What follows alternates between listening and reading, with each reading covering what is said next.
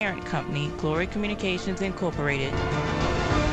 South Carolina, the nation, and the world. We put it all in perspective with Armstrong Williams up next on WGCV 620 AM. Who's the best choice for Columbia City Council? The people we trust support Cameron Runyon. Mayor Steve Benjamin, Sheriff Leon Lott, and many faith leaders, community leaders, business leaders, and Democratic elected officials are backing Cameron Runyon, the only candidate for the Columbia City Council at large seat, with a vision for building a better Columbia. Hi, this is Cameron Runyon. I believe Columbia is ready for a great vision. I'm ready to get to work fighting crime, creating jobs, improving our vital bus system, and protecting our most precious assets, our children. I'll be asking for your vote on Tuesday, April 3rd. Cameron Runyon has a proven background in the Democratic Party, and he is the only candidate who will offer the fresh, progressive leadership we need to move our city forward. On Tuesday, April 3rd, we have the chance to vote for a leader who supports our buses, who will improve public safety, and who will ensure that city government is fair and works for all of Columbia. Vote Tuesday, April 3rd. Paid for by CameronRunyon.com. Opinion, debate, conversation, only on WGCV, KC Columbia, 620 AM, where knowledge is power. Hello everyone, this is Armstrong Williams on the right side. Don't curse, speak English. Virtuous society. I dare you to listen. Hey, turn it up. Hey. Get on the right side. Elevate your mind. I'm Armstrong Williams on the right side. Yo, man, it's your boy KO. And you're tuned in to the most conservative of our brothers. The Armstrong Williams Show. Please give me a break. Grow up. Hello, everybody, and welcome to the Armstrong Williams Show. Thank you so much for joining us. High Court's historic healthcare case opens. The Supreme Court was grilling the government representatives today. I mean, it was grueling. Milo, did you take anything from that grueling and grilling that they were taking from those justices who are on top of their game? Armstrong, I'm embarrassed to say I missed it this morning. Wait a minute. You what? I actually missed it. You missed it? I was on the road today. Milo, it's all over C-SPAN Radio. I know you have C-SPAN Radio. They carry it live. Armstrong, I've been out on the road today. Matter of fact, I am just getting off the road so that I can have a quiet place to talk to you today. Quiet place. I hear you. Quiet place. Well, look, the justices suggest they're not going to put this. And is it a tax or not is what they're asking. And it seems as though as if the president's own lawyers are backing away from their position, as if they're giving this signal that if they don't care if they toss it out. What's going on, Milo? I don't know. I'm sorry. I think we're in a period of adjustment. The American people are getting tired of the foolishness, and they're demanding better performance from our elected officials. And I think the justices, rightly or wrongly, are getting involved in policy.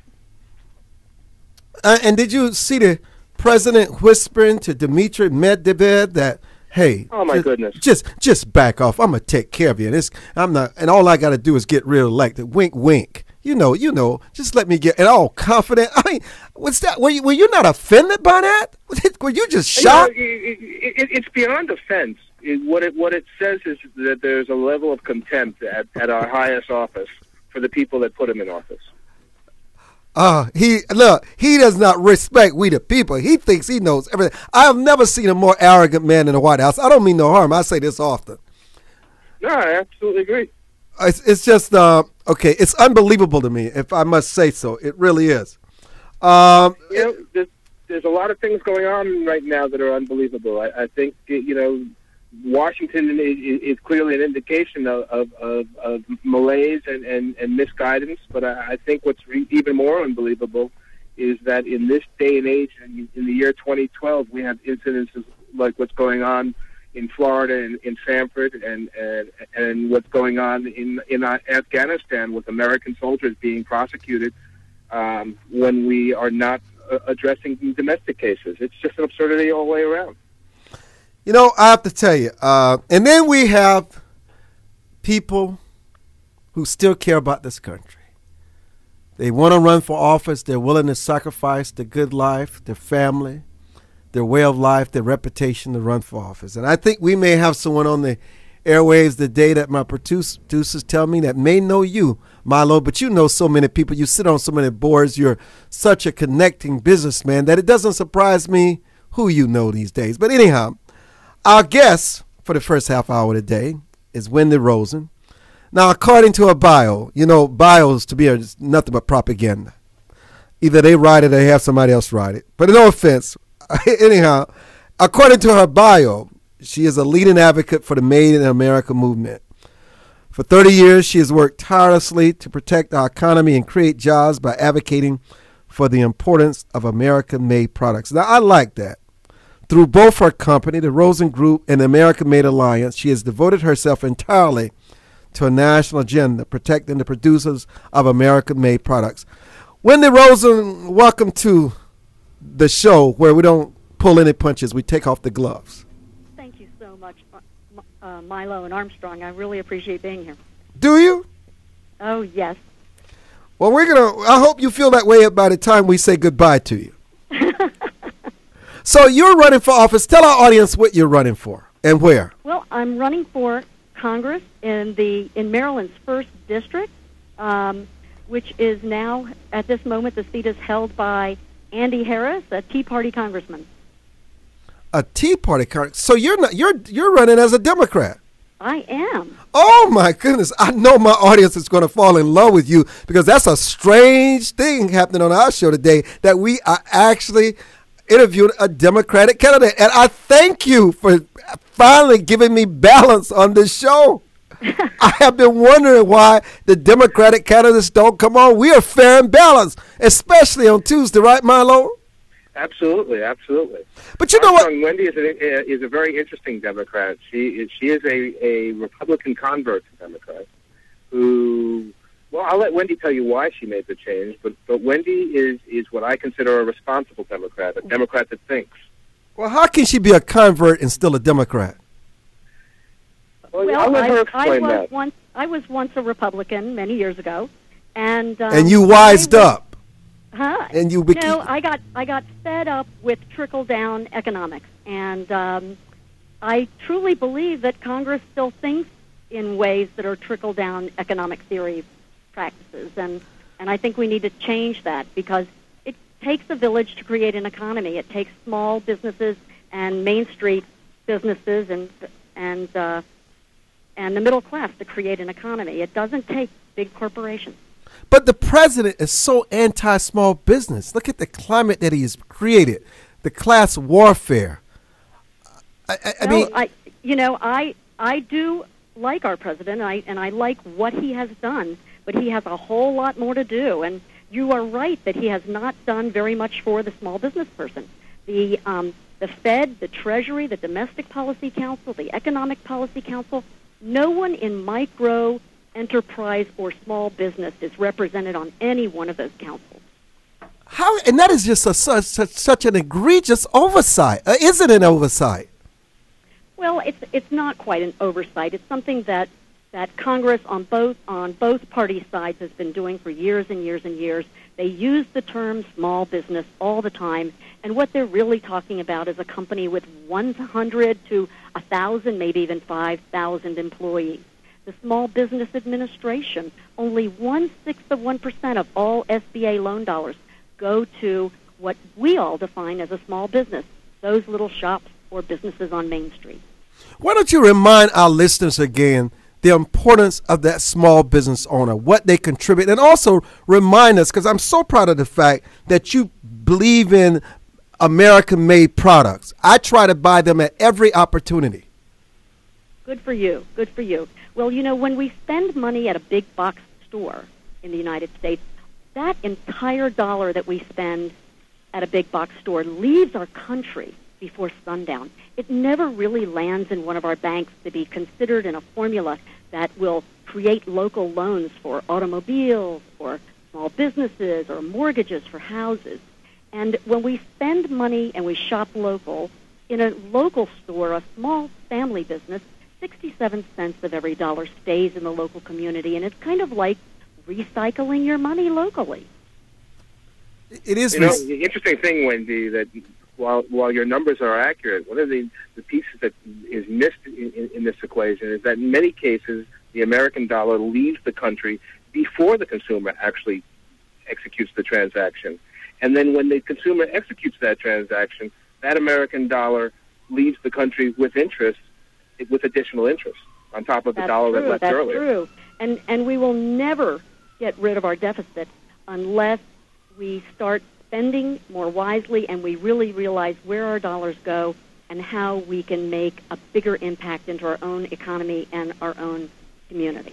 You know, I'm going to tell you something that really impresses me about you, and congratulations for running, is that you devote so much of your time to the needs of America's smallest businesses and creative startups.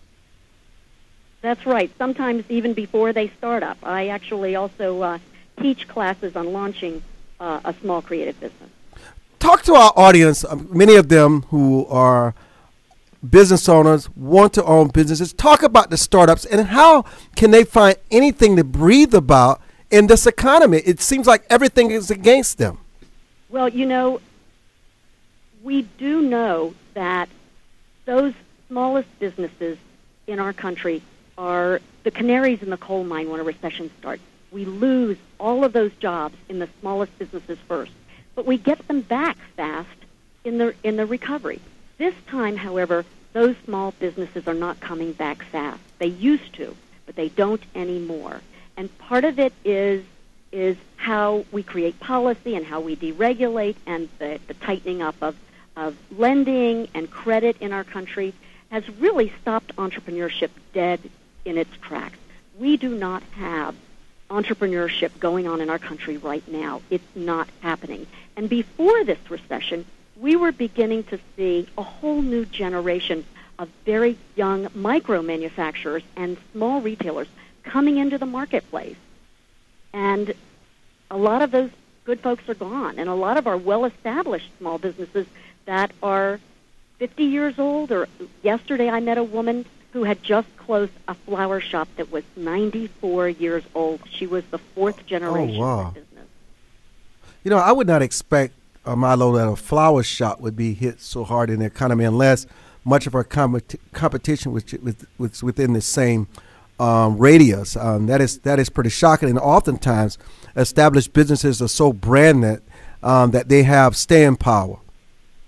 Right. Well, you know, Armstrong, the reality of it is a floral shop today is as much in jeopardy as any other business, and even greater jeopardy than businesses larger than it. With the greater percentage of U.S. Floral products being produced offshore. Hold that point, Milo. Hold that point. Wendy, Rosen. Email us, info@rightsidewire.com, info@rightsidewire.com, info@rightsidewire.com. I'm Armstrong Williams.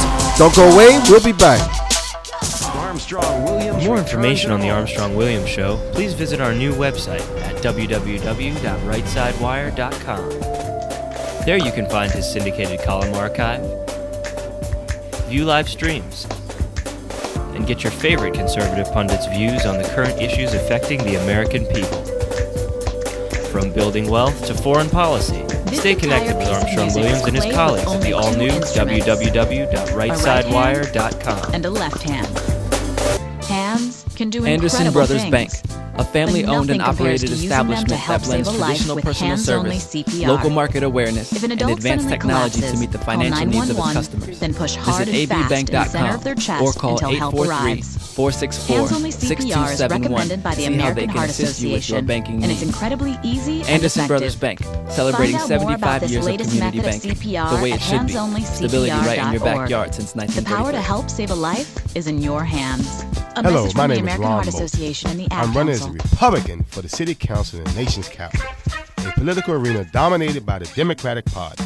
I'm seeking office in Ward 7, overwhelmed by unemployment and poverty. For the first time in decades, we have an opportunity to be elected as the people that need the representation the most are now responding to the principles that will uplift them. For more information about my values and to donate, please visit www.ronmoulton.com.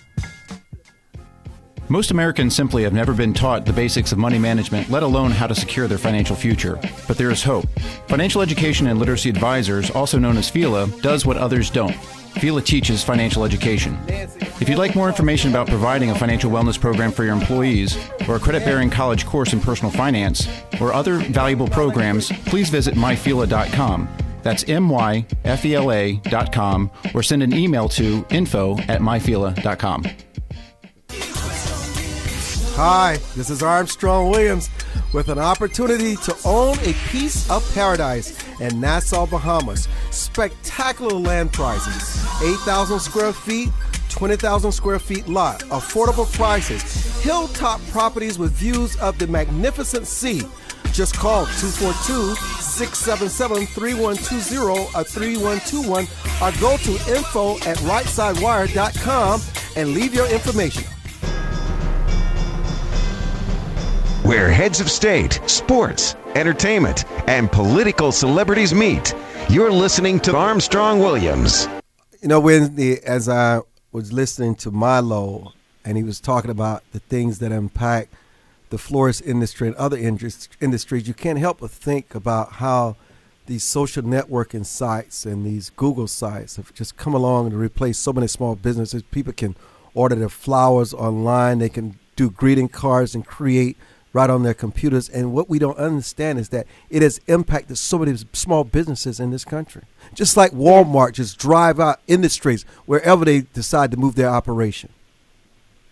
Well, that's very true. We're going through an amazing paradigm shift, not unlike what we did in the beginning of the last century for the Industrial Revolution, or like we did right at the end of the Great Depression.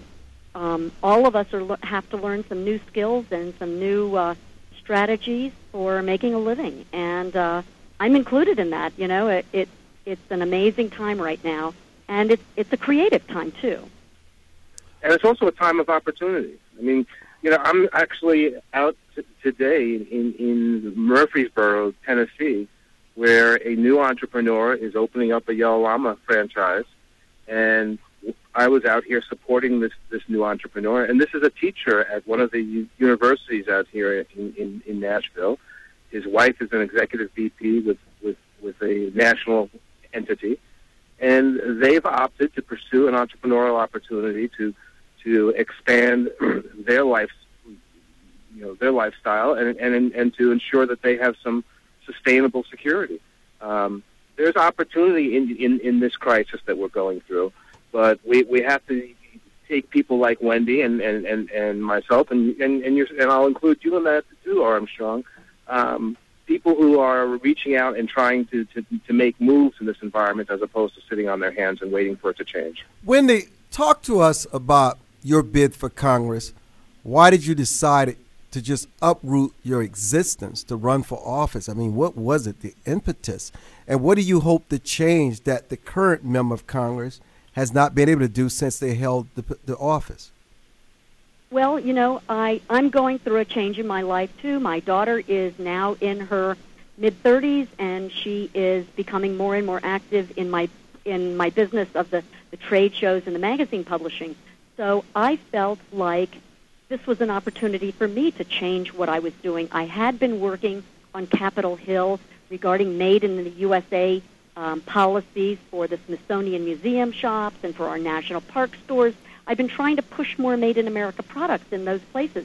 And I felt like perhaps if I had had a seat in Congress, I would have been more on the inside and know more about what I was doing and be more effective in business startups. And during this recession, I've watched, I would say, 35% to 40% of all of the clients I've done business with over the last 30 years have really just closed. And we have to create the next generation of entrepreneurs. And I'm feeling like if we don't do it right, the American dream will be gone, completely gone. Because the one thing everyone believes in this country is that there is a dream of creating your own business, creating your own job, being independent, and having your own sustainable lifestyle and career. And I think that that's a real big part of what we are as Americans. I think it's a part. Not only is it a part, Wendy, I think it's the foundation of this country.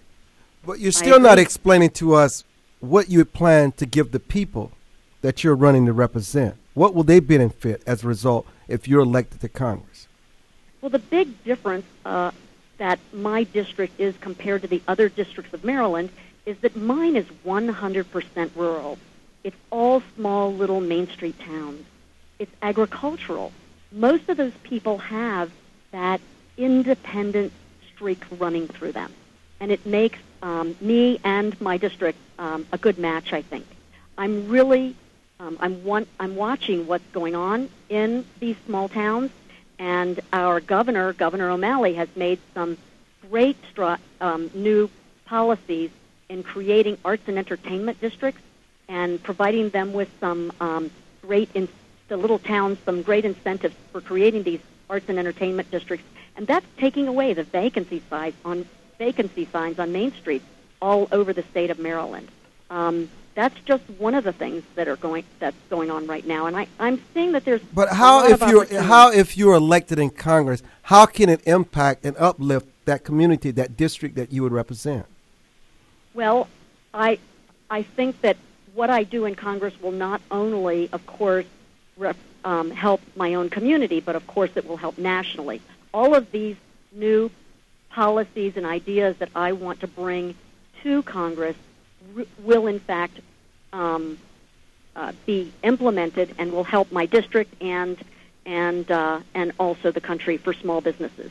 There are so many things that we could be doing to lower our deficit and help our small businesses. You know, every country in the world spends a fortune to bring their smallest businesses to our country to sell their products and services.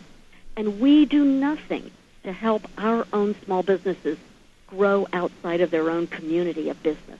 We need to teach our entrepreneurs how to sell broader and wider and on the internet, like you say, and nationally and internationally. And we're just not doing a good job of that right now. Entrepreneurship is not something that gets taught in high school. It's not something that gets taught in college.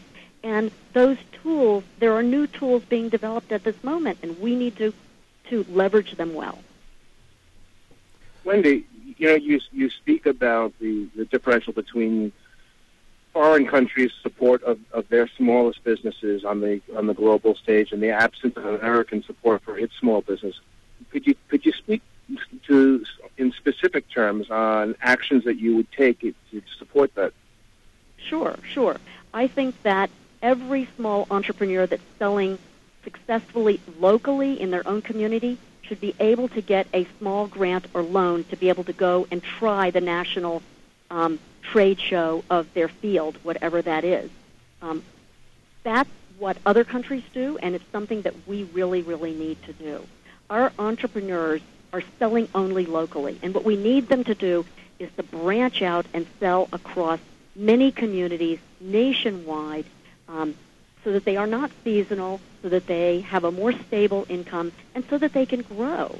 And manufacturing equipment many years ago was huge. It took up big buildings, and we've got lots of old buildings in our country that are those empty factory buildings. What's happened in the last 10 years, just in the last 10 years, is that manufacturing equipment has gotten very small, and much of it can actually fit on a kitchen table or in a garage where someone can individually start their own manufacturing business. And micro-manufacturing is a new sector that we really do need to encourage and support and leverage.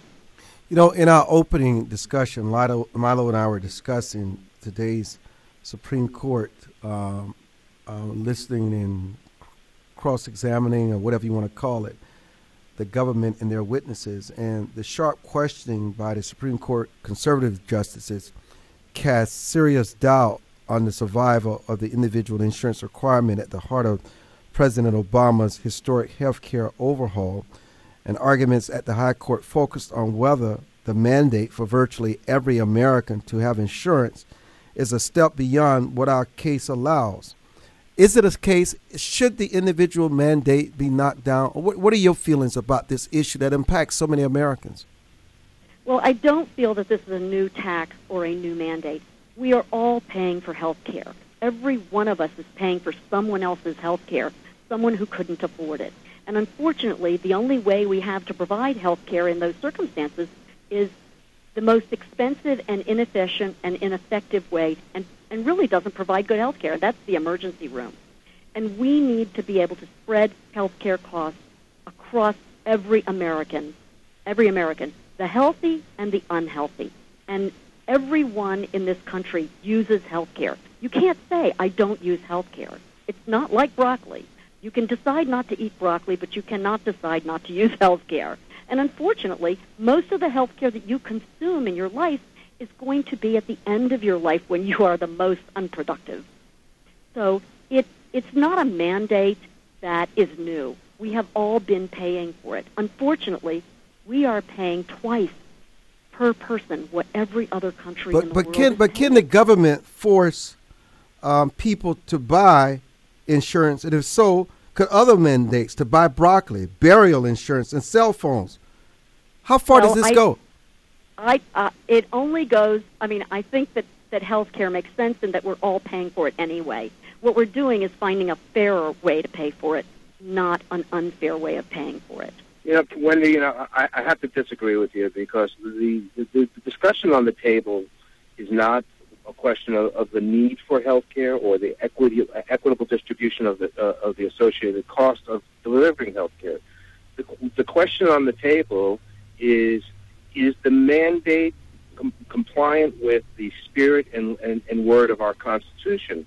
And I don't think anybody can rationally say that the health care mandate as presented by Obama is constitutionally supported. Our Constitution clearly speaks with opposing language. Well, and I can understand that viewpoint, but the real problem here is that our healthcare industry is guided and fueled by lobbyists who are representing huge corporate interests and special interests, and unfortunately, that's carving away at the efficiency and making it much more expensive. And we can't. I totally agree. But I also think that I spent 18 years in healthcare and at the senior levels of it, and right. I have to agree with you. But I will tell you that the approach to resolving the healthcare problem is not in mandating a reach into the American public's wallet. It's in restructuring our system so that the lobby groups can't exercise their protocols, so that the hospitals have to charge fairly, so that physicians have to charge fairly, and most importantly, tort reform so that these ridiculous settlements can be brought in line. That's how we need to fix healthcare, not by reaching into the pockets of those that produce. Wendy, can you come back for one? Wendy, can you come back for one last segment? Wendy, do you have time for one more segment? Sure. Good. And we're going to be joined by Thelma Reese because we want to switch gears to talk about something that's very close to your heart. We'll be back. Call us. We see you. For more information on the Armstrong-Williams Show, please visit our new website at www.rightsidewire.com. There you can find his syndicated column archive, I feel scared. It's like view live streams, nails in the air and get your favorite conservative pundits' views on the current issues affecting the American people. My parents have to take me From to the building wealth to foreign policy. Stay connected with Armstrong Williams and his colleagues at the all-new www.rightsidewire.com. Emergency room visits. I feel like I'm choking. It's kind of like an outfit. Join the millions of Americans who pursue one of our country's finest traditions, from hunting to sport shooting. Since 1871, the NRA has grown as a service organization involved in all aspects of shooting sports and is a proud defender of the Bill of Rights. Join today to begin taking advantage of exclusive membership offers and discounts, including up to $25,000 in insurance coverage. Contact the NRA today. Call 1-800-672-3888 or visit NRA.org. I feel like a fish with no Elder water. Chicks is an exciting Brought to you by the part of EPA, fastest the Ad growing Council, and segment this of the station. population. Women in their 70s, 80s, and older who are mastering the art of a senior life. We're no longer unseen and unheard. We're providing role models for each other and the baby boomers who are fast approaching retirement. Join our virtual community. Hit www.elderchicks.com on your computer keyboard. Most Americans simply have never been taught the basics of money management, let alone how to secure their financial future. But there is hope. Financial Education and Literacy Advisors, also known as FELA, does what others don't. FELA teaches financial education. If you'd like more information about providing a financial wellness program for your employees, or a credit-bearing college course in personal finance, or other valuable programs, please visit myfela.com. That's myfela.com, or send an email to info@myfela.com. To travelers along the road of life who have fallen asleep at the wheel, to the many who woke up in time to avert disaster and get back on the righteous path. For the ones who crashed and survived and now adhere vigilantly to a virtuous and righteous path. Finally, Armstrong Williams' much-anticipated new book, Reawakening Virtues, gives his insights into these daily challenges and much more. Reawakening Virtues is available in bookstores and at Amazon.com. All right, thank you. Where heads of state, sports, entertainment, and political celebrities meet. You're listening to Armstrong Williams. And welcome back to the Armstrong Williams Show. Before we have Thelma Reese join the conversation, who's just a really distinguished guest. She's done so much for the elderly in this country, the elder chicks, because she feels sometimes that those are the silent voices that are left behind and are often forgotten about. And rarely does she hear people debate their issues, and she wants to talk about that today. Before we get into it, Wendy, I know that creating jobs in your district is of huge concern. Given the fact that you have such a distinguishable record in doing so, how do you plan? And do you think it's fair for someone to say that you can create jobs? What must you work with or network and build upon in order to attract industry to your district? What can you do to help people understand that you create jobs by creating more entrepreneurs and less regulation on the entrepreneurs that are already in business for themselves? You don't want to strangle them out of business. No. We need incubation centers, and we need incubation networking groups. And I think that would go a long way to help. I think we need to promote Made in Maryland and Made in every state in the country. And I think that that we need to make sure that authenticity of what products are or claim to be it has integrity. And unfortunately, in a lot of cases, a lot of our products don't have that authenticity or integrity in what they claim to be. Maryland crab cakes can often be from the Philippines or from China. And Chesapeake Bay candles can be also from China, and so we've got a lot of problems with labeling and marketing and advertising and things like that really cut into our local base and our tourism and our economic stability. Let's take a phone call before we go to Dr. Reese. Alan, thank you for your patience. Go ahead. You're on with Wendy, Rosen, and Milo Pickney. Yes, how are you all doing today? Just fine. Good. Question pertaining to Mr. Pickney. He disagreed with your guest regarding the all-in concept of the health care, and being that the Constitution, he takes issue with the Constitution where it applies.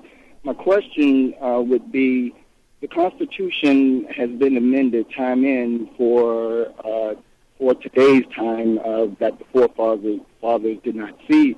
It seems that you agree with the all-in theory that it does that it would help the cause if everyone was in it, and instead of fighting against it because it's not constitutional, what do you suggest? How do we amend the Constitution where it will then reflect what everyone agrees to with the all-in approach? I think the question is well-founded and well-conceived. Having said that, let me respond to it as best I can.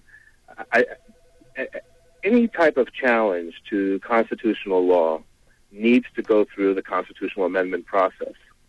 A president, regardless of orientation, Democrat, Republican, Independent, we've never had an independent, but a president cannot be put in a position where he can unilaterally railroads the American people into a decision because he believes that he is somehow wiser than the will of the American people. If he believes that this policy is in the best interest of the people of this country, his job is to promote it through our system and to secure the necessary votes, public and judicial, to support an amendment to the Constitution. And if that amendment is unsuccessful in passing, then he has to accept that change can't be made. But we are a land of laws and we are a land of structure. And those structures and laws need to be followed. I agree with that. What I'm asking is, will you take just as much energy into helping bring that to the table so I will have that opportunity to vote whether I choose that to be a part of an amendment to the Constitution? You have a lot of energy toward the other. Will you take that same energy to bring it to the people who should make that decision? I'm going to answer that directly then. Let me put the answer to it this way. Two things. One, I spent 18 years of my life in the healthcare community building private practice environments in communities that did not have access to private practice, in communities that historically only had access to clinic-based medicine. I deliberately and personally worked diligently to support quality health care in underserved communities. I believe in proactive solutions to problems, not legislative and political solutions, because these legislative and political solutions rarely achieve the goal. The area that, Wendy and I sit on a board together for the World Press Council, and we conflict from time to time because we have differing views on many things. But the one area that we are 100% in concert on is that the solution to Americans' problems rests in the small business, that the solution to Americans' problems rest in the entrepreneur, and that the solutions to Americans' problems rest in definitive individual action. That's what I'm prepared to get behind. And so the answer to your question is yes, I will pursue quality health care delivery resources for all Americans, but it has to be done appropriately, not through a legislative railroad and ramrod of the American people with a system that is equally inefficient as the one that we currently endure. Alan, thank you so much for calling. No. I promise I'll let it go. Well, no more questions. No, Alan, no more. We have a guest in the studio and on the phone line. And the show today is really about our guests. I apologize. Give us a call later on. We'll be more than happy to talk to you. You wanted to talk to Wendy. She's running for office. Obviously, you're very impressed with her. You both are Democrats. And I'm sure. Wendy, for both of us to be on at the same time. I know that does your heart happy, knowing that you got a soldier. I got a friend in Maryland. You got a friend in Maryland. Yes, and you have a lot of friends in Maryland. But talk to her about why the senior issues are so important and why you feel they're often left out. Thank you, Armstrong. It's nice to be here and lovely to meet you, Wendy, even this way. And I was here at a conference today in Washington about aging, which is really what I've gotten into professionally because I am aging and fortunate to be aging well and fortunate to be among the largest, fastest growing segment of the population, which is women in their 70s, 80s, and 90s. And what we're seeing is the rising tide of boomers coming along who are looking at encore careers, who are looking at what is being called a second adulthood. And what we're interested in is fighting ageism in the culture, making seniors not only more visible but more respected and honored for not just their longevity, but for what they can still contribute. Wendy, your response? I have been traveling the Eastern Shore and Western Shore of Maryland now for 4 months, and I am amazed at the number of people between 65... Speak up a little, Wendy. Your voice is a little faint for us. Excuse me? Just speak up a little. Oh, I'm amazed at the number of people on the Eastern Shore that I've met in the last 4 months that have actually started their own businesses, and they're between the ages of 65 and 80. And Wow. they're starting small businesses in manufacturing or woodworking or jewelry making or something in order to make ends meet. You know, it's not just in order to make ends meet, although that's certainly a big part of it for many people. But we're finding on our blog, which is www.elderchicks, all one word, elderchicks.com, we're hearing from women who have started businesses in their 70s and 80s, as you say. It isn't just about making ends meet. It's about continuing to be engaged in the world, to be using this, what we're calling a gift of years that we didn't anticipate, in a way that's productive and keeps you feeling alive and involved in the world. I completely agree. Yeah, this is not only about need or financial need. It's also something that serves their soul and keeps them young. Exactly. Absolutely.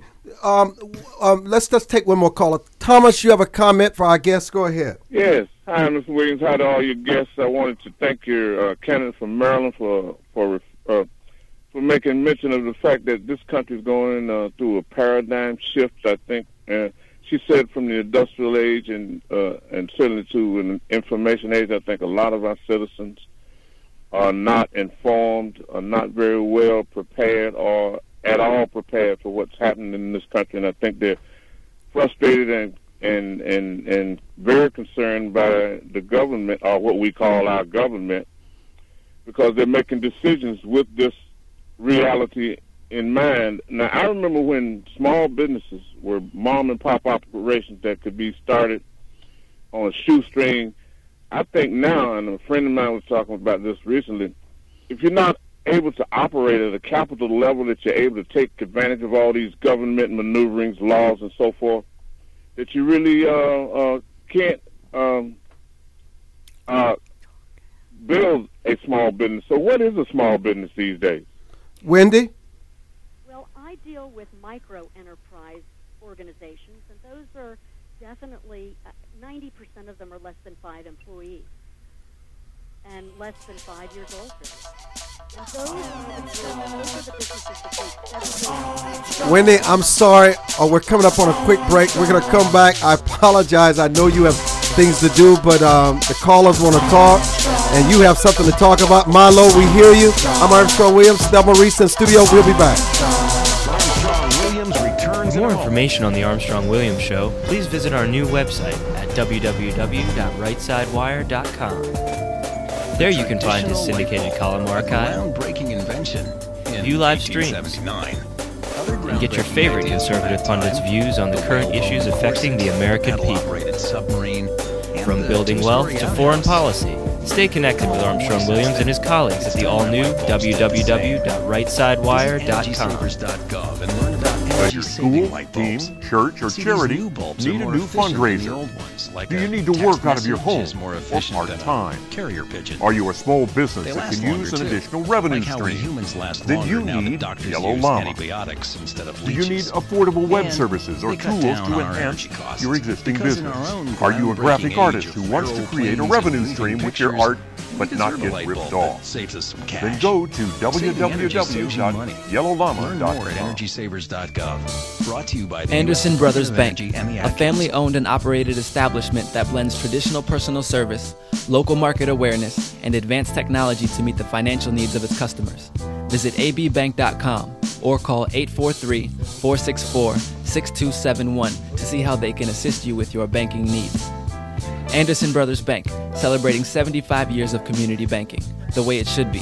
Stability right in your backyard since 1933. Most Americans simply have never been taught the basics of money management, let alone how to secure their financial future. But there is hope. Financial Education and Literacy Advisors, also known as FELA, does what others don't. FELA teaches financial education. If you'd like more information about providing a financial wellness program for your employees, or a credit-bearing college course in personal finance, or other valuable programs, please visit myfela.com. That's myfela.com, or send an email to info@myfela.com. Hi, this is Armstrong Williams with an opportunity to own a piece of paradise in Nassau, Bahamas. Spectacular land prices, 8,000 square feet, 20,000 square feet lot, affordable prices, hilltop properties with views of the magnificent sea. Just call 242-677-3120 or 3121 or go to info@rightsidewire.com and leave your information. Where heads of state, sports, entertainment, and political celebrities meet. You're listening to Armstrong Williams. Wendy, we're going to give you a chance for your final comments because I know you promised 30 minutes and I know what it's like running for office and also running your businesses. So go ahead. Thomas, just hang there, please. Excuse me? Yeah, so we just want to give you a chance for your final comment. Oh, I have had a wonderful time here, and I think that this upcoming election, has not got to be about anything other than jobs, creating jobs in this country.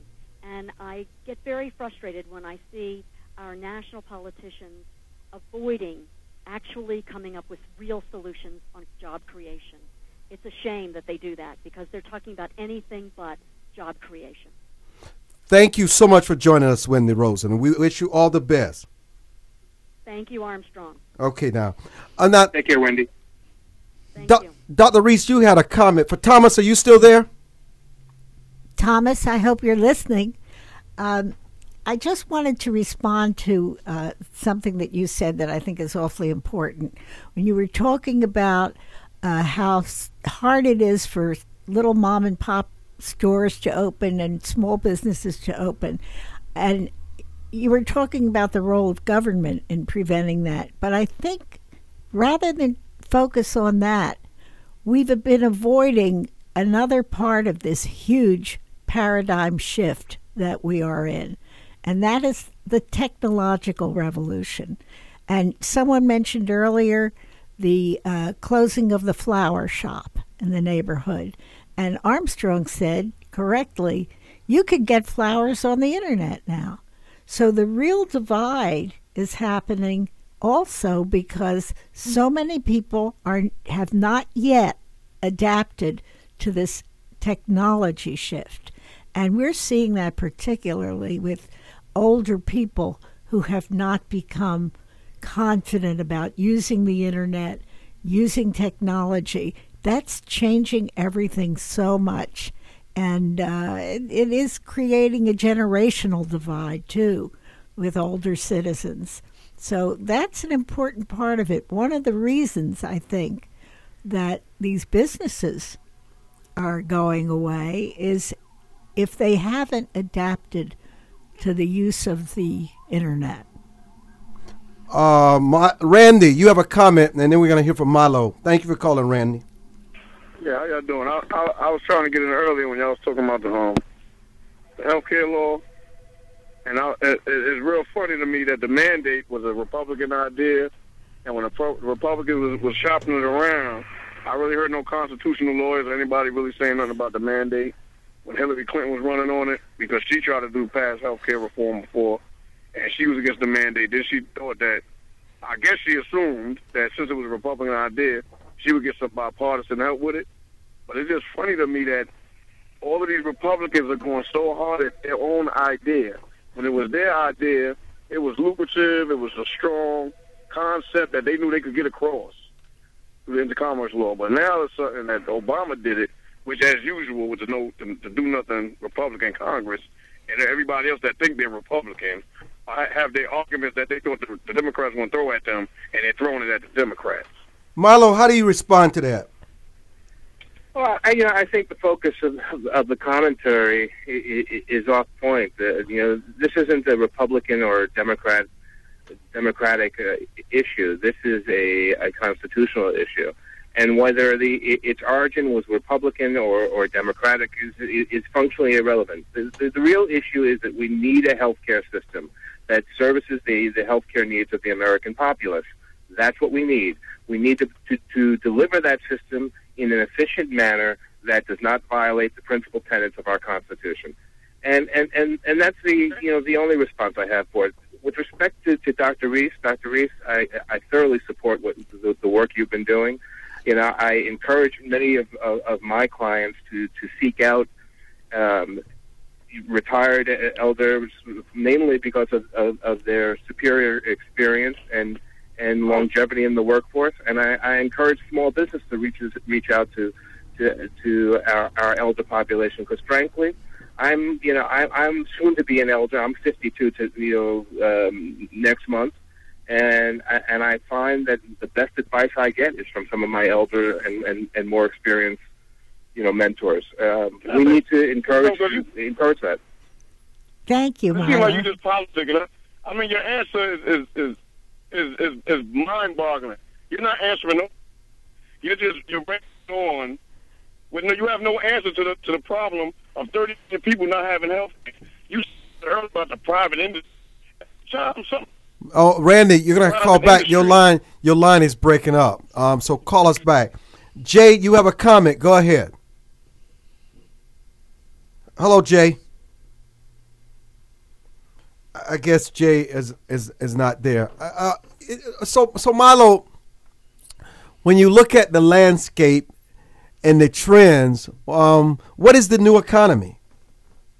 Well, there's a couple of new economies. The internet has clearly created the paradigm shifts that we've been speaking about today, but they're not all negative. You brought up the floral shop.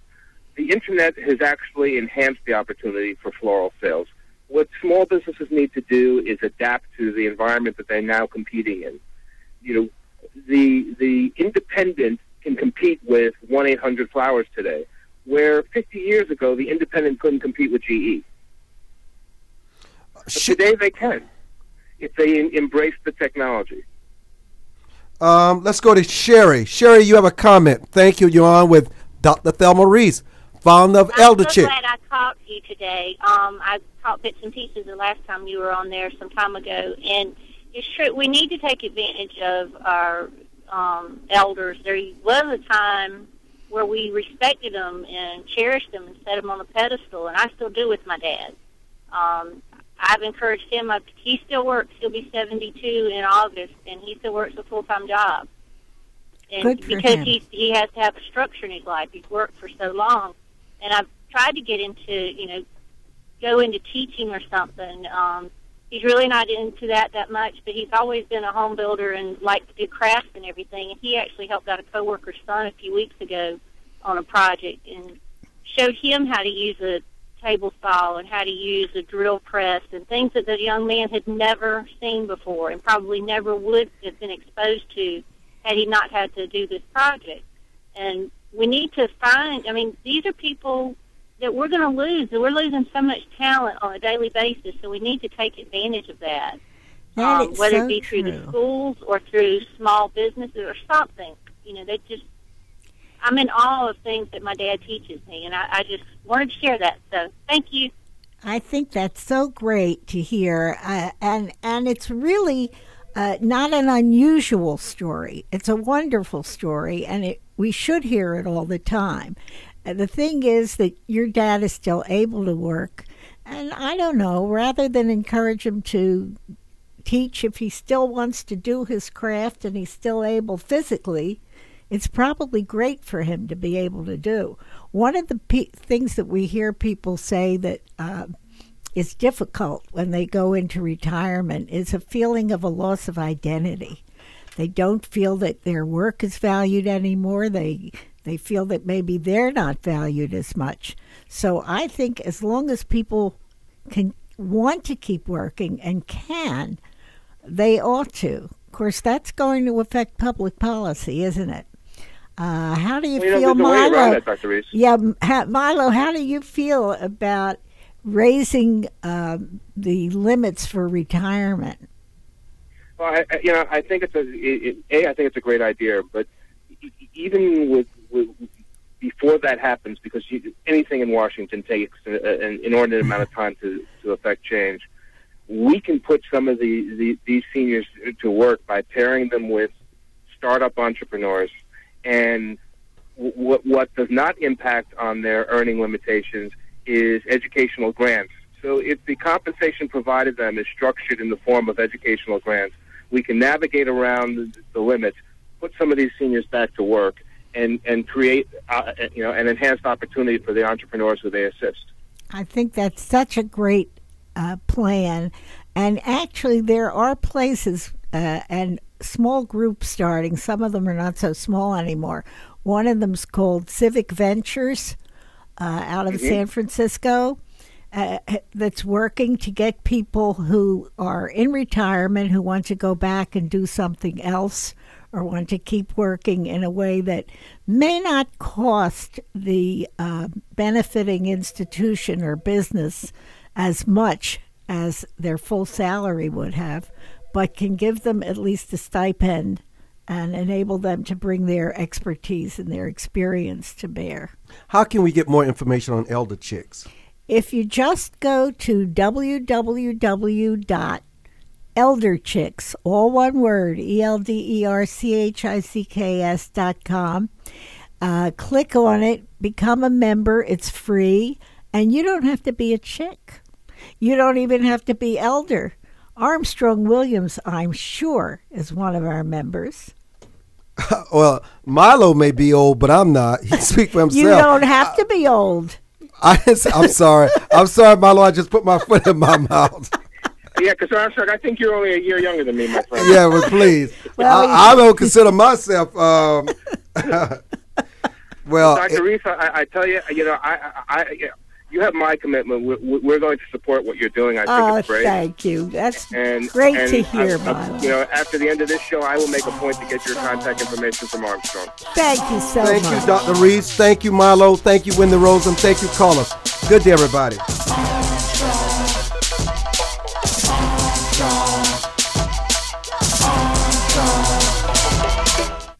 For more information on the Armstrong-Williams Show, please visit our new website at www.rightsidewire.com. There you can find his syndicated column archive, view live streams, and get your favorite conservative pundits' views on the current issues affecting the American people. From building wealth to foreign policy, stay connected with Armstrong-Williams and his colleagues at the all-new www.rightsidewire.com. Join the millions of Americans who pursue one of our country's finest traditions, from hunting to sport shooting. Since